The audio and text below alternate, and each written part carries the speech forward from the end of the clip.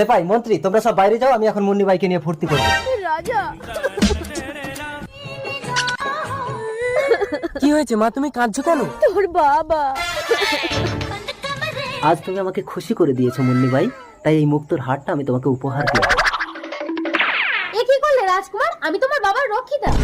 আমার মায়ের জন্য আমি সবকিছু করতে পারি মুন্নি ভাই। অসম্ভব, একটা বাইজিকে আমি পুত্রবধূ বলে কখনোই মানবো না। বাইজি হয়ে কেউ জন্ম নেয় না পিতা। এই সমাজ তোমাদের অর্থ অহংকার একটা মেয়েকে বাইজি হতে বাধ্য করে।